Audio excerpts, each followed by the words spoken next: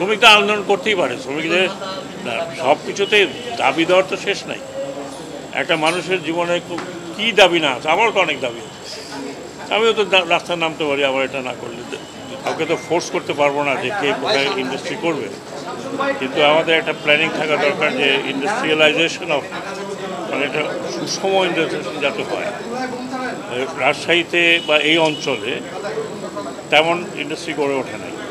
কী কারণ, সেই কারণে আমি স্টেটে বলতে পারবো না। এমন হতে পারে যে কমিউনিকেশন আগে যেরকম ছিল, বা যোগাযোগ ব্যবস্থা আগে হয়তো ঢাকার থেকে সুবিধা ছিল, এখন যোগাযোগ ব্যবস্থা সব জায়গায় ভালো। কাজেই ঢাকার থেকে রাজশাহী আসতে বেশি সময় লাগে না, বা রংপুর যেতে বেশি সময় লাগে না। এটা আমাদের যারা ইন্ডাস্ট্রি নিয়ে কাজ করেন তাদের দেখার বিষয়।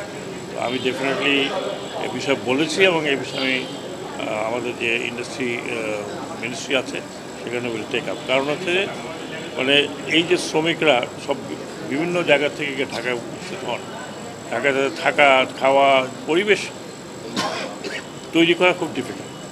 অথচ এইসব জায়গাতে ভালো পরিবেশ আছে, সেখানে শ্রমিকদের কল্যাণটা বেটার হতে পারে ঢাকার থেকে, ওইটাই আমি বলেছিলাম।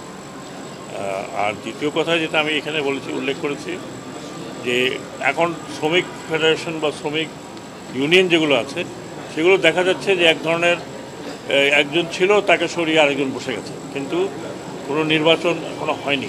আমার নৌ মন্ত্রণালয়ে একটা আছে যে 27 বছর থেকে একই ব্যক্তি, মোটামুটি এটা একদম পার্মানেন্ট যেন হয়ে গেছে, তাকে বিরোধিতা কখন হয় না। এটা তো হয় না, কারণ নির্বাচন হলেই তখন বোঝা যাবে যে তাকে বসাবে, কে বসাবে না।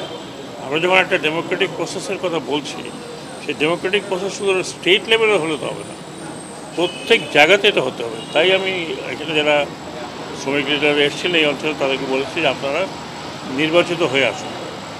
আপনারা নির্বাচিত হয়ে আসলে আমরা বুঝবো যে আপনারা সব শ্রমিকের পক্ষে কথা বলছেন। এটাই ছিল আমার এখানকার কাছে। কারখানা বন্ধ হওয়ার তো দায়ী আমি না। তারা ব্যাংকের থেকে লোন নিয়েছে, টাকা পয়সা বিদেশে পাচার করেছে, টাকা পয়সা দিতে পারছে না, দেশ থেকে পালিয়ে গেছে, কারখানা চলছে না বাংলাদেশে। তো যদি কারখানা নাই চলতো তাহলে 7%, 8% আমাদের এক্সপোর্ট গ্রোথ হতো কীভাবে? এই কিছুদিনের মধ্যে আমাদের ভালো মালিকরা আছেন, যারা কখনো ডিফল্ট হয়নি, যারা শ্রমিকদের লুক আফটার করছেন, বেতন ঠিক মতো দিচ্ছেন, বহুত বড় বড় গ্রুপ আছে।